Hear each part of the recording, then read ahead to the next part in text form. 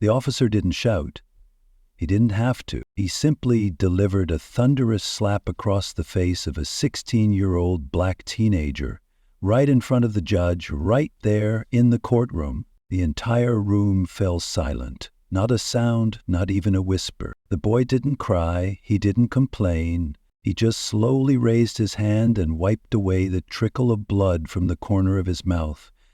His eyes weren't on the officer. They were fixed on the door where a man had just entered. It was his father. And from that moment, everything began to change. What would you do if someone struck your child right in front of justice itself? Would you scream, intervene, demand justice? The man did none of those things. No shouting, no threats. He simply walked in, slowly, with eyes that seemed to already know everything. He didn't need to speak. His presence alone shifted the entire atmosphere, as if silence had become the loudest voice in the room. Have you ever entered a place where every eye judged you before you even said a word? That courtroom seemed to have its own gravity, heavy, oppressive, full of prejudice. The boy was escorted in by 2 officers, wrists cuffed. No protests, no tears, just footsteps echoing against the polished tile, so sharp and clear it gave you chills. Someone behind me whispered, "He must have done something awful." And with that single sentence, the boy had already been condemned. In the hearts of everyone there, before the law ever had its say. What do you make of that silence? Sometimes a storm doesn't need words to be set off.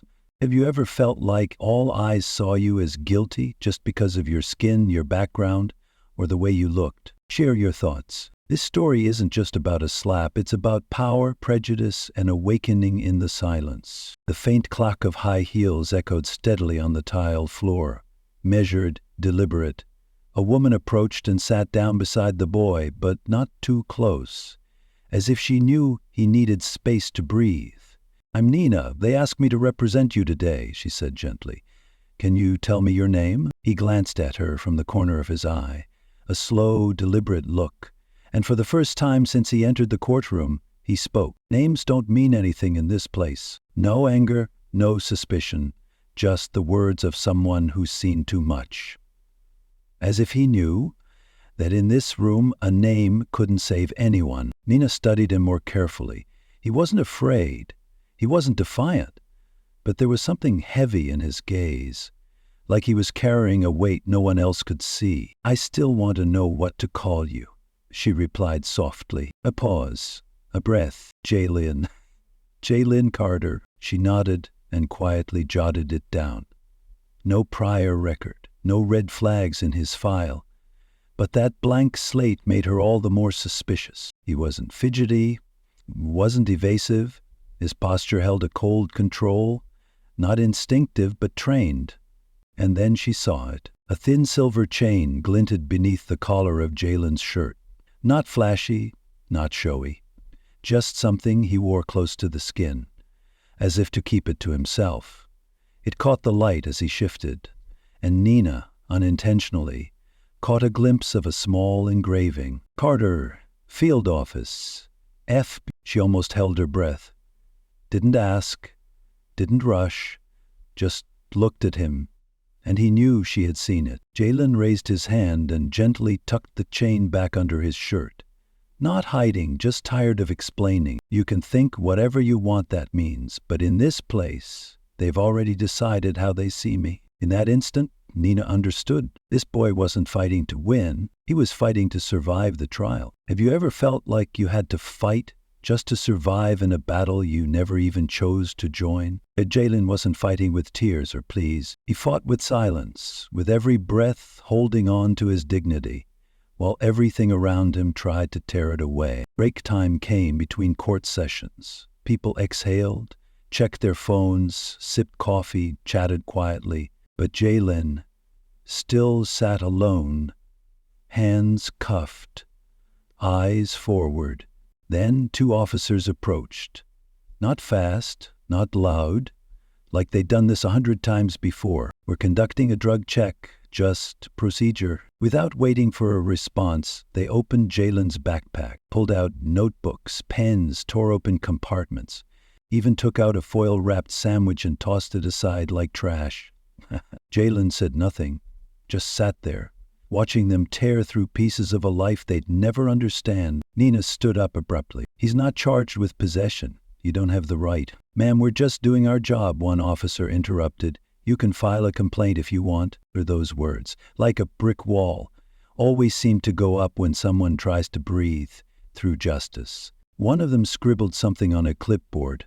Blank face, hands like stone. The paper tore with a sharp rip and landed on the table with a thud.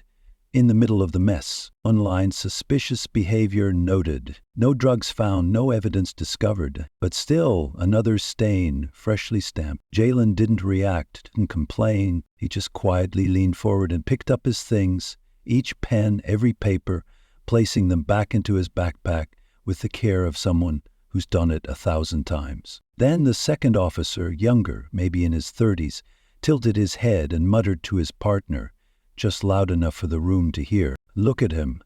That kid's not a student. He's a future inmate." Time didn't stop. But in that moment, everyone's heart seemed to, even Nina froze. Jaylen didn't look up, just zipped his backpack, eyes fixed downward. Like this part of the play he had memorized long ago. Doyle returned, arms crossed, that familiar crooked smirk. He tossed a folded piece of paper at the judge's feet and coldly said, "Your Honor, I move to add charges of obstruction of justice and resisting arrest."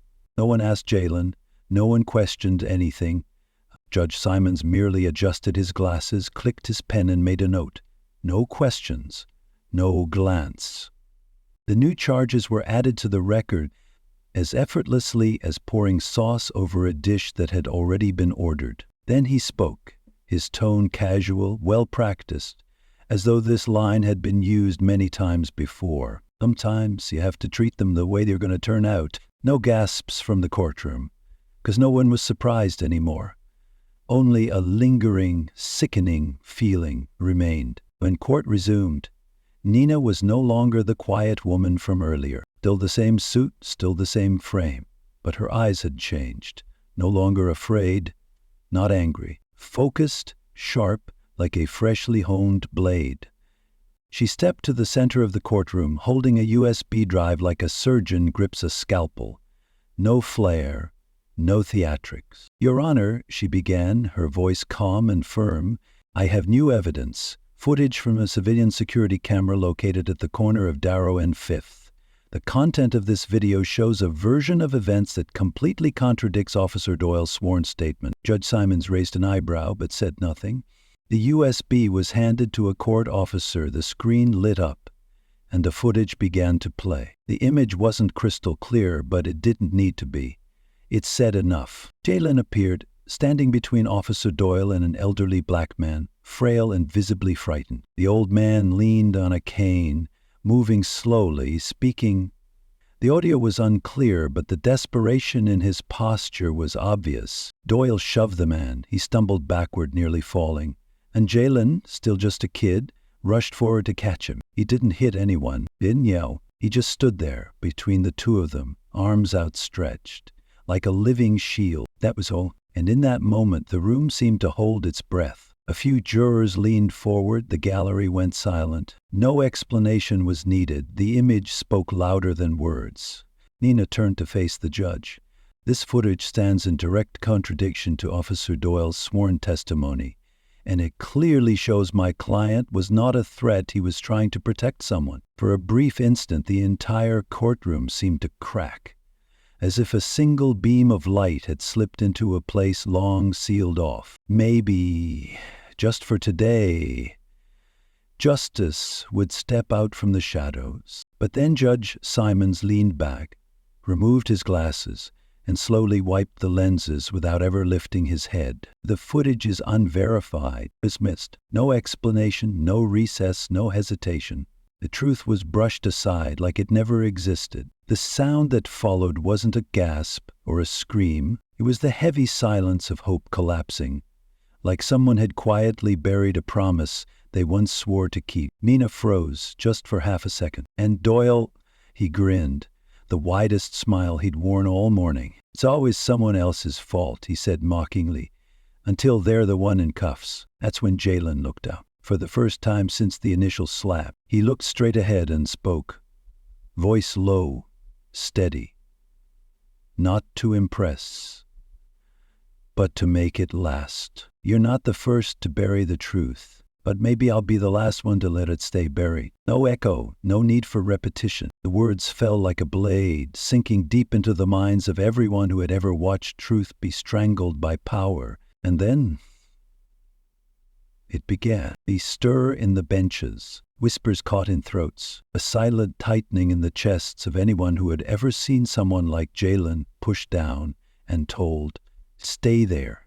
At that moment, they didn't just look, they felt. They were angry. Jaylen, however, remained still, hands clasped, eyes unblinking. And for the first time, the courtroom wasn't judging him anymore. They were watching him. After the video was dismissed, Nina returned to her seat.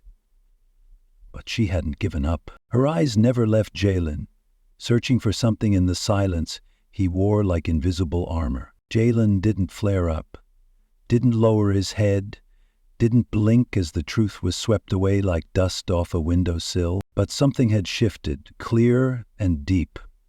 Nina leaned closer to him, not to push but to say, "I'm still here." Jaylen didn't look, didn't speak. He just quietly slid a folded piece of paper across to her, no rush, no expression. She opened it. Just one sentence neatly written. Observe. Don't act. Not yet. This wasn't a plea for help. It wasn't a request. It was an order. For a moment, Nina wasn't sure anymore who was protecting whom in this trial. She started to glance up and saw the way Jaylen adjusted his sleeve. Slow, precise. Beneath it was a digital watch, plain face, black strap. But Nina recognized it instantly. It was an FBI-issued watch, the kind given only to the immediate family of agents working undercover or in dangerous assignment. One tap sent a signal, two could trigger a full emergency protocol. She said nothing, and Jaylen didn't look back. Jaylen leaned back in his seat, calm, composed, as if he knew exactly how much time was left in this game of chess. In the very back row, a man shifted slightly in his seat, not hurried, not nervous, sitting in the shadows, a few rows behind the press section. Simple black suit, no tie. Hands folded, eyes locked on Jaylen. Not for a second did he look away. Most people wouldn't notice him. But if you did, you'd know instantly. And he wasn't watching out of concern. He was waiting for confirmation. His name was Marcus Carter, and he had just officially entered the story. Only the courtroom didn't know it yet. Jaylen didn't need to turn around, didn't need to signal, because silence when it's intentional echoes louder than any scream. And sometimes stillness is how you prepare to flip the board. Doyle leaned against the courtroom railing, wearing that familiar crooked grin, the kind that belonged to someone who believed he was untouchable. At least here. At least now. The video had been dismissed. The truth buried once again. And Jaylen, still seated, still silent, still cuffed, looked like a character trapped inside his own story. Like so many who thrive on unchecked privilege, Doyle assumed the show was over. And that was his cue to gloat. "No one's coming to save you, kid." He didn't have to shout. His voice was soft, but every word dripped with certainty, the kind built on years of wearing a badge and the silence of a system that stood behind him. And in that moment, he was right. No one spoke up. Not the judge, not the bailiffs, over the crowd, until chair slid back from the last row. Quiet, but in that suffocating silence, it rang out like a clock tower bell. A man stood up, tall frame, dark suit, white shirt, no tie. He didn't need to say a word. His very presence shifted the air in the room. He walked slowly down the center aisle, no rush, no hesitation, as if he belonged here, as if this path had already been written. Some people turned, others stared. Jaylen didn't move, didn't look. He knew. He had always known. The man reached the front row and paused, then stepped into the open space between the gallery and the bench. His voice broke the stillness, low, steady, but enough to draw every ear in the room. Just 2 words, but they sliced the air like a blade.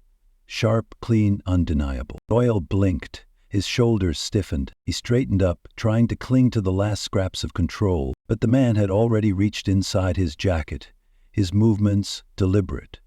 He opened a leather wallet. Light reflected off a golden badge. The room seemed to brighten. Marcus Carter, Deputy Director, Federal Bureau of Investigation. No one needed to cheer. There was no show, just the truth, laid bare, heavy and unshakable. The room constricted, not because of what was said, but because of what it meant. A juror clenched his jaw. Reporter dropped her pen. The court clerk looked up, confused, and Judge Simons, motionless. Doyle didn't speak. He didn't have to. His face said it all. Every ounce of power he thought he held, every smirk, every twist of the narrative began to dissolve. Marcus didn't look at him. Not yet. He turned instead to Judge Simons. Calm eyes, straight shoulders, voice deep but clear as a verdict. You silenced my son. He paused.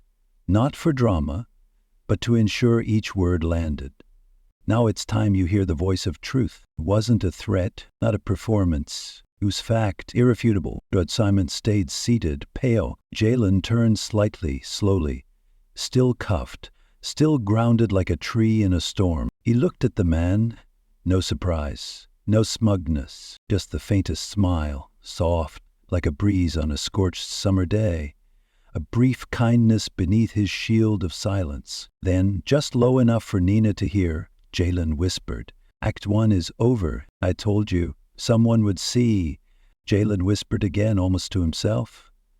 No one else in the room spoke. No one dared. For the first time since he entered the courtroom, the eyes around him weren't accusing. The silence now wasn't pressure. It was impact. But Marcus Carter didn't need to raise his voice. He didn't need fury. Every step he took, slow, measured, made it clear. He wasn't here to ask for justice. He came to activate it. Your Honor, he said, locking eyes with Judge Simons, voice composed, every word grounded in law, I am requesting a special hearing. The room seemed to freeze. Simons looked down at his desk, then back up, trying to hold his composure. On what grounds? Marcus didn't blink. On the grounds of prosecutorial misconduct, judicial bias and perjury by Officer Doyle. Instantly, the atmosphere changed. Nina shot to her feet. Her voice was sharp and clear. Your Honor, we're resubmitting the video, verified and authenticated by the Federal Bureau of Investigation. On the large screen, the footage played again, this time with an official FBI seal, timestamp, and watermark. The images were undeniable. Doyle shoving an unarmed elderly man. Jaylen stepping in to intervene. No violence, no provocation, just a boy standing between strength and vulnerability. The video ended. Then Marcus pulled out another file, thicker, heavier. He handed it to the court clerk. Internal affairs records, he said. 3 incidents in the past 5 years involving Officer Doyle, all flagged for misconduct and all buried. He looked directly at Simons. All 3 were scheduled for review, and all 3 were dismissed prematurely. By you. Simons stiffened. His hand hovered above the gavel but didn't dare strike, because this wasn't a trial anymore. It was a reckoning. Marcus stepped forward. This time his voice carried. He didn't need to shout.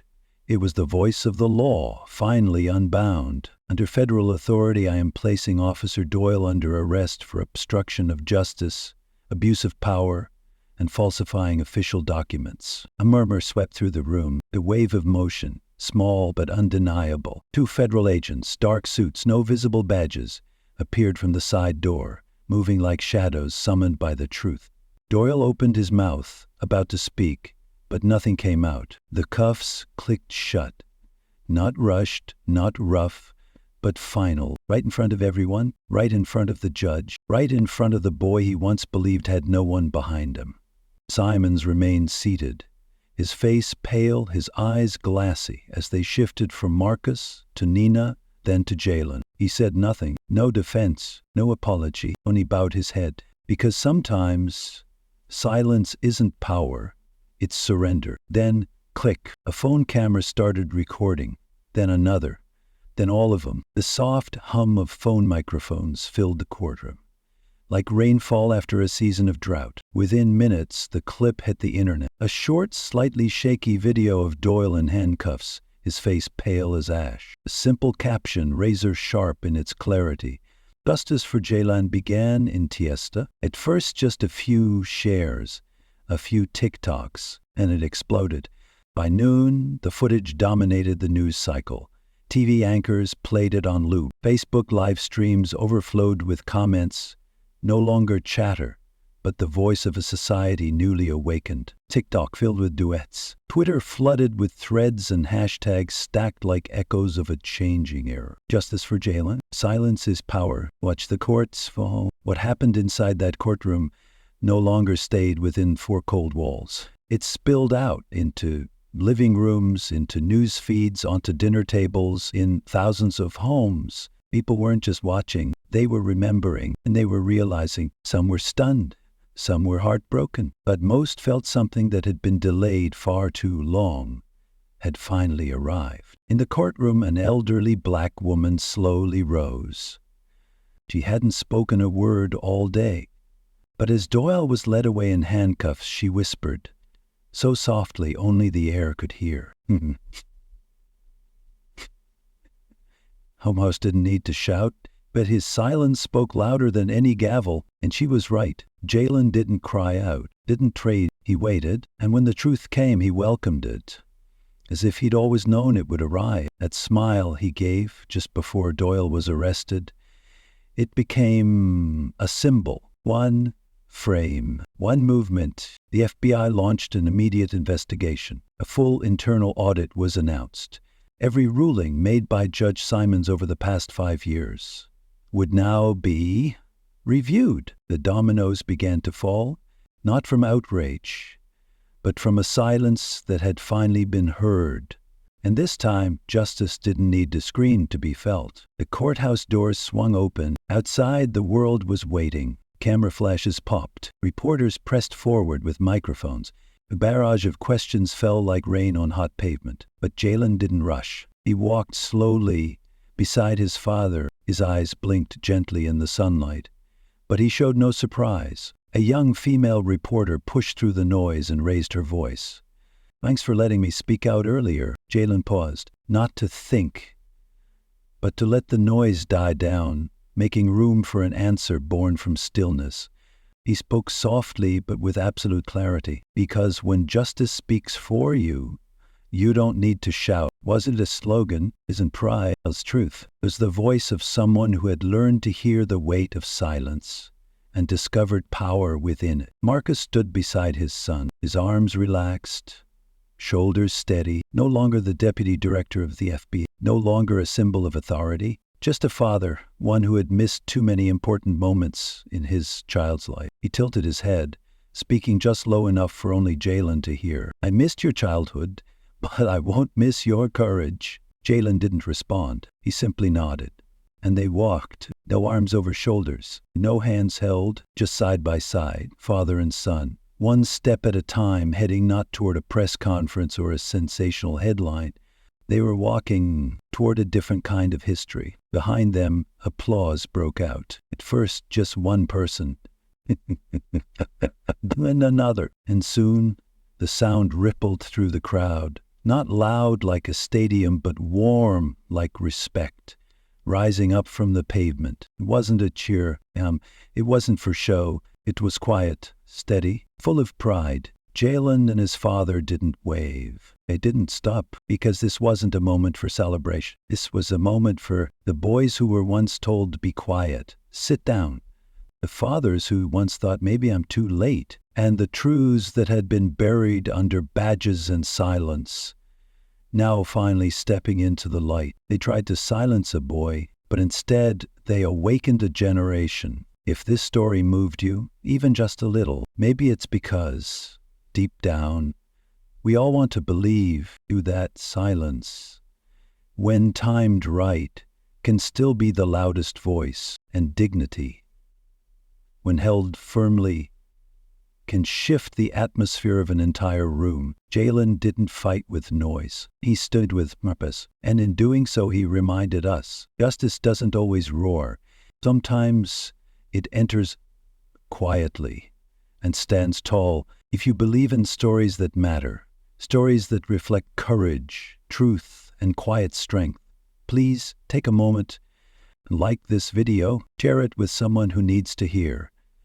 You're not alone. And subscribe to Mr. Mac's Stories, where we tell stories that reach the heart. Your support means the world to us. Every view, every comment, every share, it fuels us to keep going. It reminds us why we started and who we're telling these stories for. Because at Mr. Mac's Stories, we don't just tell stories. We tell the stories you'll remember, the ones that stay with you, even after the screen goes dark. Thank you for listening. Thank you for feeling. And thank you for walking this journey with us.